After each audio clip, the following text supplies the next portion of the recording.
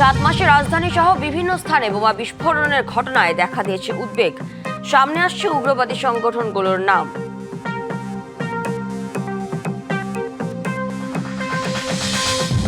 রাজধানী মিরপুরে টিসিবির পণ্য নিতে লাইনে দাঁড়িয়ে থাকা মানুষের ওপর দেয়াল ধস, 2 জনের মৃত্যু, আহত অন্তত 6 জন।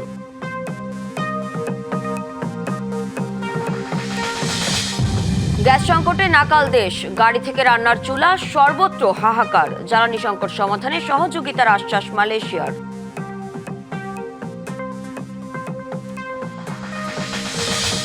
এবং জাপানের কিউশু দ্বীপের কুমামোতোয় 7.1 মাত্রার ভূমিকম্প, এখন পর্যন্ত নিহত 13। একটি শপিং মলের ছাদ ধসে আটকা পড়েছে বহু মানুষ। হবিগঞ্জে গাড়ি বহরে হামলা ও ভাঙচুরের প্রতিবাদে আজ সারা দেশে বিক্ষোভ মিছিল ও সমাবেশের ডাক দিয়েছে এনসিপি। হবিগঞ্জের হামলার প্রতিবাদে মঙ্গলবার রাতে রাজধানীর বাংলা মোটর মোড় থেকে বের হওয়া মিছিল থেকে এ ঘোষণা দেওয়া হয়। পরে মিছিলটি প্রধান সড়ক প্রদক্ষিণ শেষে শাহবাগ মোড়ে গিয়ে এক সংক্ষিপ্ত সমাবেশের মাধ্যমে শেষ হয়। সমাবেশে এনসিপি নেতারা হবিগঞ্জের হামলার ঘটনায় তীব্র নিন্দা জানান। তারেক রহমানের যে সরকার, সেই সরকার 5 মাসের মাথায় এসে রাজনৈতিক সমাবেশে হামলা চালাচ্ছে। বিএনপি তার সন্ত্রাসী রূপ উন্মোচন করেছে। আজকের এই হামলার মাধ্যমে প্রমাণিত হয় বিএনপি জুলাই বিপ্লব থেকে কোনো শিক্ষা নেয় নাই, বিএনপি আওয়ামী লীগের ফ্যাসিবাদ থেকে কোনো শিক্ষা লাভ করে নাই। আইন শৃঙ্খলা বলতে কোনো কিছুই নেই। আজকে ঘরে থাকলে খুন হতে হচ্ছে, সাধারণ মানুষের কোনো নিরাপত্তা নেই। ভিডিও ফুটেজে স্পষ্ট যেসব সন্ত্রাসীদের চেহারা দেখা যায় তাদেরকে অতি দ্রুত আটক করতে হবে। যশোর 4 আসনের সংসদ সদস্য ও জেলা জামায়াতের আমির অধ্যাপক গোলাম রসুলের বাড়িতে হামলা ও বিক্ষোভ করেছেন স্থানীয় কয়েকশো নারী পুরুষ। বিক্ষোভকারীরা এক পর্যায়ে যশোর নড়াইল মহাসড়ক অবরোধ করলে এলাকায় উত্তেজনা ছড়িয়ে পড়ে। এ সময় সড়কে যান চলাচল ব্যাহত হয়। এদিকে মেয়েকে মানসিক রোগী দাবি করে ক্ষমা চেয়ে মিলেমিশে থাকতে চেয়েছেন সংসদ সদস্য গোলাম রসুল। যশোর শহরের নীলগঞ্জ এলাকার সংসদ সদস্য জেলা জামায়াতের আমির গোলাম রসুলের বাড়ির কাছে আল মাদ্রাসাতুস শারিয়া ও মসজিদকে কেন্দ্র করে দীর্ঘদিন ধরে বিরোধ চলে আসছে। এর জেরে গতকাল এমপির মেয়ে মেহজাবিন অনন্যা মাদ্রাসার শিক্ষার্থী আয়ন এবং রেক্সোনা নামে এক নারীকে মারধর করেন।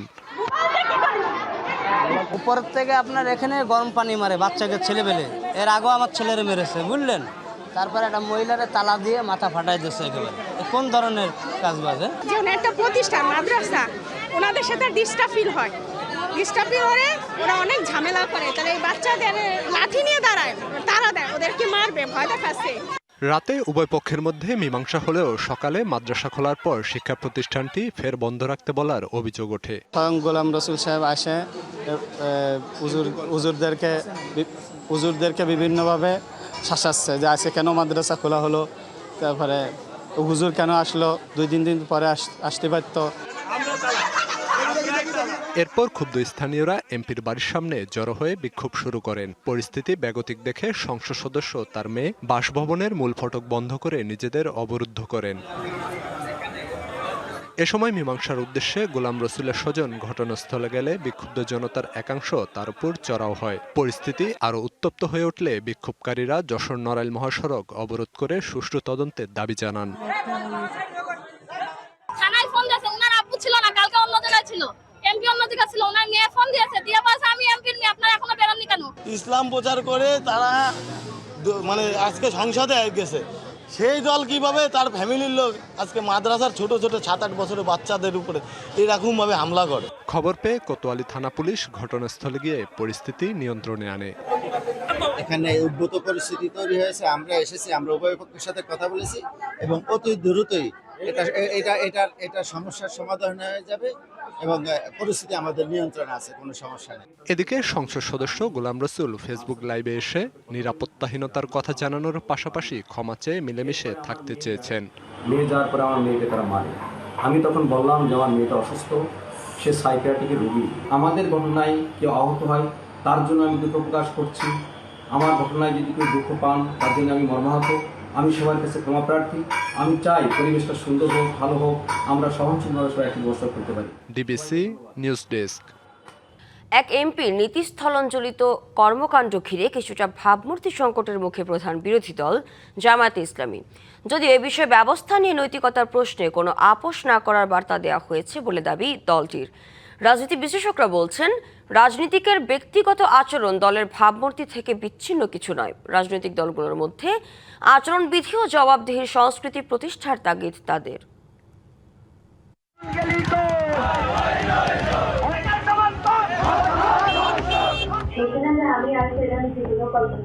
গত ২০ জুলাই সামাজিক যোগাযোগ মাধ্যমে একটি ভিডিও ছড়িয়ে পড়ার পর সাতক্ষীরা ৪ আসনের এমপি গাজী নজরুল ইসলামকে দল থেকে বহিষ্কার করে জামায়াত ইসলামী। তবে ঘটনাটি প্রকাশ্যে আসার পর থেকে রাজনৈতিক অঙ্গনে শুরু হয় ব্যাপক আলোচনা সমালোচনা।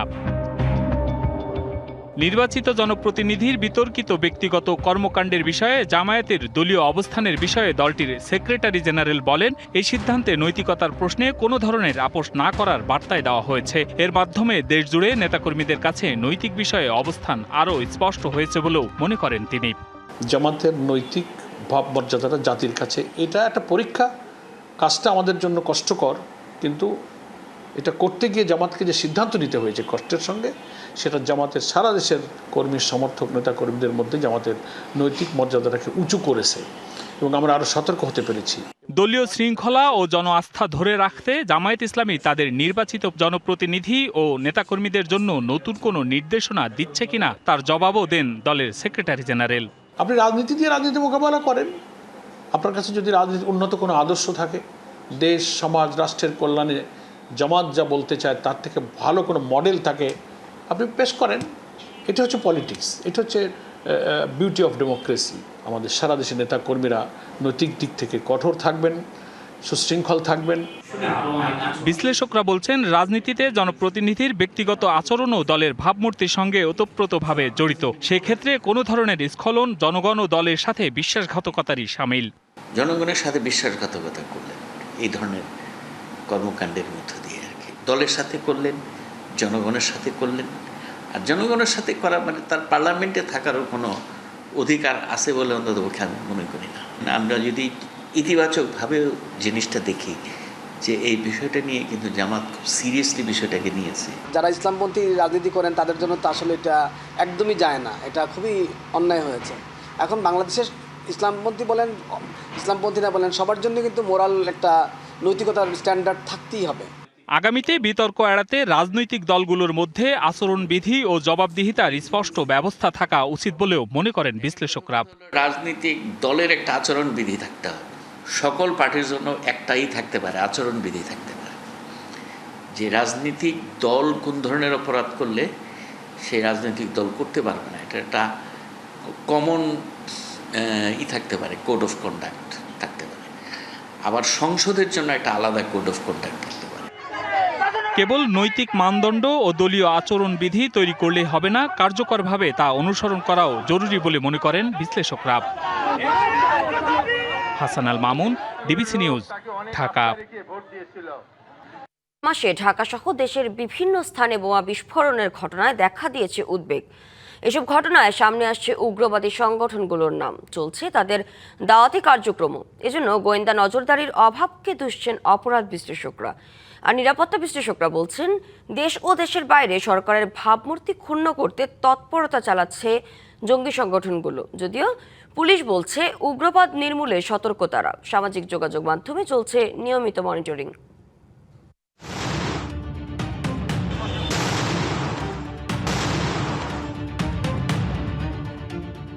গেল বছরের ২৪শে ডিসেম্বর কেরানীগঞ্জের হাসনাবাদ হাউজিং এলাকায় উম্মুল কুরা ইন্টারন্যাশনাল মাদ্রাসায় বোমা তৈরির সময় ভয়াবহ বিস্ফোরণ হয়। বিধ্বস্ত হয় ভবনটি, ক্ষতিগ্রস্ত হয় পাশের সিএনজি অটোরিকশার গ্যারেজও। এ ঘটনায় গ্রেপ্তার করা হয় মাদ্রাসা পরিচালক শেখ আল আমিনকে। পুলিশ জানায়, আল আমিন আইএস মতাদর্শের উগ্রপন্থী নব্য জিএমপির সদস্য। এর আগেও উগ্রবাদী তৎপরতায় জড়িত থাকার অভিযোগে গ্রেপ্তার হন তিনি। কেরানীগঞ্জের ওই বিস্ফোরণের মাস দুয়েক যেতে না যেতেই ককটেল বিস্ফোরণ হয় কুমিল্লা নগরীর শিব মন্দিরে। এসব ঘটনায় বারবার সামনে আসে আল আমিন ও তার সহযোগীদের নাম। এমন পরিস্থিতিতে গত 24শে জুলাই মতিঝিলে মেট্রো রেল স্টেশনের নিচ থেকে ছাতার ভিতর থেকে উদ্ধার করা হয় বোমা। সম্প্রতি দেশের বিভিন্ন স্থানে ঘটে যাওয়া বোমা বিস্ফোরণের সঙ্গে সর্বশেষ বোমা উদ্ধারের ঘটনার যোগসূত্র আছে কিনা তা খতিয়ে দেখছে পুলিশ। এক্সট্রিমিস্ট বা উগ্রবাদী সংক্রান্তে যে ডাটাবেজ আমাদের আছে সেগুলি তো আমরা প্রতিনিয়ত মনিটর করছি সোশ্যাল মিডিয়াতে, পাশাপাশি আমরা ফিজিক্যালও লোকেশনে আমাদের লোক পাঠাই। আমরা বিভিন্নভাবে আমাদের বিভিন্ন যে কর্মকৌশল সেভাবে আমরা আমাদের নজরদারি অব্যাহত রেখেছি। গোয়েন্দা নজরদারির অভাবেই এমন ঘটনা বারবার ঘটছে বলে মনে করেন অপরাধ বিশ্লেষকরা। আইন শৃঙ্খলা বাহিনীর সমন্বিত পদক্ষেপে জোর দিচ্ছেন তারা। এই ধরনের ইনসিডেন্টগুলো কিন্তু আসলে অবশ্যই আপনার সিকিউরিটির জন্য থ্রেট। যারা এই কাজকর্মগুলো করে, যারা এই অপরাধ কর্মগুলো করে, তাদের কিন্তু মূল উদ্দেশ্য থাকে যেটা বললাম, মানুষকে ভয় দেখানো। এটা একদিকে ল এনফোর্সমেন্ট এজেন্সির জন্য যেরকম থ্রেট, এবং এটা আমাদের কমন পিপল বা জেনারেল পিপল যারা, তাদের জন্য এটা ভবিষ্যতের জন্য থ্রেট হিসেবে আমি মনে করি। আর নিরাপত্তা বিশ্লেষকরা বলছেন, রাজনৈতিক পট পরিবর্তনের পর মাথাচাড়া দেয় জঙ্গি গোষ্ঠীগুলো। সরকারকে বিপদে ফেলতে তৎপর তারা। এই সরকারকে স্টেবল হতে দিতে চায় না অনেক গোষ্ঠী আছে, দেশি এবং বিদেশি। দেশের অভ্যন্তরে যত বেশি অস্থিরতা তৈরি হবে, তত বেশি তাদের লক্ষ্য যেটা আছে সেই লক্ষ্য অর্জনে সহায়ক হবে। এইটা হয়তোবা জঙ্গির ছদ্মাবরণে আরেকটা গ্রুপ কাজ করছে, অথবা জঙ্গিরাও কাজ করতে পারে যারা এটা তদন্ত করছে। তাদের সকল বিষয়কে মাথায় রেখেই কাজটা করা উচিত। ধর্মীয় উগ্রবাদ নিয়ন্ত্রণে আইন শৃঙ্খলা বাহিনীর তৎপরতার পাশাপাশি জনসম্পৃক্ততা বাড়ানোর পরামর্শ এই নিরাপত্তা বিশ্লেষকের। Farhaduzzaman, DBC news, Dhaka. রাজধানীর মিরপুর বিশ্ববিদ্যালয় কলেজের দেয়াল ধসে 2 জন নিহত ও অন্তত 6 জন আহত হয়েছে। নিহত একজনের নাম নাসিমা বেগম, অন্যজনের নাম জানা যায়নি। মঙ্গলবার দুপুরে টিসিবি পণ্যের লাইনে দাঁড়ালে হঠাৎই এই মর্মান্তিক দুর্ঘটনা ঘটে। স্থানীয়দের দাবি, দেয়ালটি ঝুঁকিপূর্ণ থাকায় কলেজ কর্তৃপক্ষকে আগেই জানানো হয়েছিল। তদন্ত করে গাফিলতি পেলে ব্যবস্থা নেওয়ার কথা জানিয়েছে পুলিশ। প্রতিদিনের মতোই মঙ্গলবারও রাজধানীর মিরপুর 2-এর মিরপুর বিশ্ববিদ্যালয় কলেজের পেছনে সড়কে টিসিবির পণ্য নিতে দীর্ঘ লাইনে দাঁড়িয়েছিলেন নারী ও পুরুষ। হঠাৎ দুপুর 1:30টার দিকে বিকট শব্দে ধসে পড়ে কলেজের সীমানা প্রাচীর। কিছু বুঝে ওঠার আগেই দেয়ালের নিচে চাপা পড়েন শিশু ও নারীসহ বেশ কয়েকজন। দুর্ঘটনার পরপরই স্থানীয়রা উদ্ধার কাজে এগিয়ে আসেন। পরে পুলিশ ও ফায়ার সার্ভিসের সদস্যদের সহায়তায় দেয়ালের নিচে চাপা পড়াদের উদ্ধার করে রাজধানীর বিভিন্ন হাসপাতালে পাঠান। এই ঘটনায় এক নারীসহ নিহত হয়েছেন 2 জন। ইটের তলে পাইছি চাক্কা, পাও দুড়িয়া চাক্কার তলে হ্যান্ডি গেছে। পরে টান্নে বাইর হচ্ছি, 2 জনের টান্নে গাড়ি তুড়িয়া হাসপাতালে যাওয়ার মধ্যে মারা গেছে। কিছু টাকা বাঁচানোর জন্য সবাই সিরিয়ালে কম দামে পণ্য নেওয়ার জন্য দাঁড়াইছিল। তো হঠাৎ করেই এই যে দেওয়ালটা এখান থেকে প্রায় বিশাল, মোটামুটি ভালো একটা পুরা দেওয়ালটাই তাদের উপরে দইসা পড়ে। প্রত্যক্ষদর্শীদের দাবি, 2014 সালে নির্মিত এই সীমানা প্রাচীরটি দীর্ঘদিন ধরেই ঝুঁকিপূর্ণ ও নড়বড়ে ছিল। বিষয়টি কলেজ কর্তৃপক্ষকে একাধিকবার জানানো হয় বলেও দাবি তাদের। সকালবেলা কিছু হেভি ওয়েটেড পণ্য নামছে, যার কারণে এই সব কিছুকে এভুলেশন করে এই দেয়ালটার উপরে প্রেসার ক্রিয়েট করার কারণে দেয়ালটা ভেঙে পড়েছে, যেটা সিমেন্টের টেম্পারেচার ছিল না। এই ঘটনায় কলেজ কর্তৃপক্ষের কোনো অবহেলা বা গাফিলতি ছিল কিনা তা তদন্ত করে দেখা হচ্ছে বলে জানিয়েছে পুলিশ। যে ওয়ালটা আমাদের ঠিক পিছনে দেখেন, ওয়ালটা ভেঙে পড়ে যায়। তখন এখানে যারা ছাত্র ছিল এবং আমাদের পুলিশের লোকজন আসে, আমরা এসে সবাইকে উদ্ধার করে আমরা হাসপাতালে পাঠাই। তদন্ত কমিটি করার জন্য বলেছি, তদন্ত কমিটি করার পর আমরা ব্যবস্থা নেব। ঘটনাস্থলে পরিদর্শনে আসেন স্থানীয় জনপ্রতিনিধি ও জামায়াত এমপি। যারা ভুক্তভোগী, যারা আহত হলো, যারা নিহত হলো, তাদের জন্য যথেষ্ট ক্ষতিপূরণ সরকার দেয়। আমি এবং আমার প্রতিনিধিরা সারাদিন যোগাযোগ করে ভারপ্রাপ্ত প্রিন্সিপালের সাথে কথা বলতে পারিনি। তাদের সংশ্লিষ্ট সবাইকে আমার নলেজ দেওয়া হয়েছে, আমি পরিদর্শনে আসছি। তাদের এখন পর্যন্ত কোনো প্রতিনিধি এখানে নেই। তদন্ত শেষে দায়ীদের বিরুদ্ধে প্রয়োজনীয় ব্যবস্থা নেওয়ার কথাও জানিয়েছে পুলিশ। Majuma Firoz Nilima, DBC news, Dhaka. গ্যাস সংকটে নাকাল দেশ। গাড়ির চাকা থেকে বাসাবাড়ির রান্নার চুলা, সব জায়গায় হাহাকার। গ্যাস স্বল্পতায় ব্যাহত হচ্ছে শিল্প কারখানার উৎপাদন, টান পড়ছে বিদ্যুৎ উৎপাদনেও। রাজধানীর সিএনজি ফিলিং স্টেশনগুলোর চিত্র প্রায় একই রকম। ট্যাঙ্কি শূন্য, অথচ দীর্ঘ সময় লাইনে দাঁড়িয়ে পাওয়া যাচ্ছে 50 থেকে 100 টাকার গ্যাস। সমস্যা তৈরি হয়েছে মূল গ্রিডে সরবরাহ কম থাকার জন্য। পাম্পে আইসি মাত্র 100 টাকার গ্যাস ঢুকতেছে। 100 টাকার গ্যাস দিয়ে আমি কি চালামু বা ওই ড্রাইভার চালাবো কি, আমরা খুব একদম সমস্যাতে আছি। গ্যাসের সংকটে এলোমেলো হয়ে গেছে পথের সময়সূচি, কমে গেছে ট্রিপ, তাই চালকদের আয় নেমে এসেছে অর্ধেকে। 3-4 ঘন্টা হচ্ছে গ্যাস নাই, কি করবো আমরা করবো কি? পোলা পাটে কিভাবে বাঁচাবো আমরা? 20-25 দিন ধরে এই সমস্যা, এটা কি সমাধান করা যায় না? 20-25 দিনে অন্যান্য কান্ট্রি তো 24 ঘন্টার ভিতরে হয়ে যায়, তাহলে আমাদের বাংলাদেশে হইতেছে না, কারণটা কি? গাড়ি চালকের সাথে গ্যাসের সংকটের প্রভাব পড়েছে রাজধানীর রান্নার চুলায়। আমরা সাধারণ লোক, আমরা মানুষের বাসায় কাজ করে তো আমাদের দ্বারা সম্ভব না যে এরকম গ্যাস কিনে আইনা রান্না করা বা চলাফেরা করা তো আমাদের সম্ভব না। আমরা যদি 10,000 টাকা কাজ করি, 5,000 টাকা গ্যাস আনি, তাহলে কিভাবে হবে? দ্রুত সংকট কেটে গিয়ে সব স্বাভাবিক হবে, এমন প্রত্যাশায় বুক বাঁধছেন নগরবাসী। হাসিব পান্থ, ডিবিসি নিউজ, ঢাকা। চলমান জ্বালানি সংকট মোকাবেলায় মালয়েশিয়ার প্রধানমন্ত্রী আনোয়ার ইব্রাহিমের কাছে সহযোগিতা চেয়ে ফোনে কথা বলেছেন প্রধানমন্ত্রী তারেক রহমান। মঙ্গলবার দুপুরে ফোন আলাপের সময় দেশের গ্যাস সংকট কাটাতে মালয়েশিয়ার সহযোগিতা চান তারেক রহমান। তার দেশের সংশ্লিষ্টদের সঙ্গে আলোচনা করে এই সংকট নিরসনে সহযোগিতারও আশ্বাস দিয়েছেন মালয়েশিয়ার প্রধানমন্ত্রী আনোয়ার ইব্রাহিম। সচিবালয়ে নিজ দপ্তরে সাংবাদিকদের এসব জানিয়েছেন বিদ্যুৎ, জ্বালানি ও খনিজ সম্পদ প্রতিমন্ত্রী অনিন্দ ইসলাম অমিত। বাংলাদেশ সময় দুপুর 2টায় মাননীয় প্রধানমন্ত্রী তারেক রহমান মালয়েশিয়ান প্রধানমন্ত্রী জনাব আনোয়ার ইব্রাহিমের সাথে ফোনে কথা বলেছেন। বাংলাদেশের এই উদ্ভূত জ্বালানি সংকট মোকাবেলায় তার এবং তার দেশের সহযোগিতা কামনা করেছেন। জনাব আনোয়ার ইব্রাহিম মাননীয় প্রধানমন্ত্রীকে আশ্বস্ত করেছেন এই সংকট নিরসনে যা কিছু করার সুযোগ রয়েছেন তিনি দ্রুততম সময়ের মধ্যে তার টিমের সাথে কথা বলবেন, সংশ্লিষ্ট মন্ত্রণালয়ের সাথে কথা বলে মাননীয় প্রধানমন্ত্রীকে অবহিত করবেন। সারা দেশে অনির্দিষ্টকালের জন্য ডাকা অ্যাম্বুলেন্স ধর্মঘট প্রত্যাহার করা হয়েছে। মঙ্গলবার মধ্যরাতে রাজধানীর ন্যাম ভবনে এক জরুরি বৈঠক শেষে ধর্মঘট প্রত্যাহারের এই ঘোষণা দেয় অ্যাম্বুলেন্স মালিক কল্যাণ সমিতি। এর আগে 5 দফা দাবিতে আজ সকাল থেকে সারা দেশে ধর্মঘটের ঘোষণা দিয়েছিল সমিতি। তবে পরিস্থিতির গুরুত্ব বিবেচনা করে জাতীয়তাবাদী শ্রমিক দলের প্রধান সমন্বয়ক ও সংসদ সদস্য শামসুর রহমান শিমুল বিশ্বাসের নেতৃত্বে জরুরি বৈঠকে বসেন অ্যাম্বুলেন্স মালিক ও বিভিন্ন দপ্তরের কর্মকর্তারা। বৈঠকে আগামী 1 মাসের মধ্যে 5 দফা দাবি বিবেচনার আশ্বাস দেওয়া হলে ধর্মঘট প্রত্যাহারের সিদ্ধান্ত নেয় মালিক সমিতি।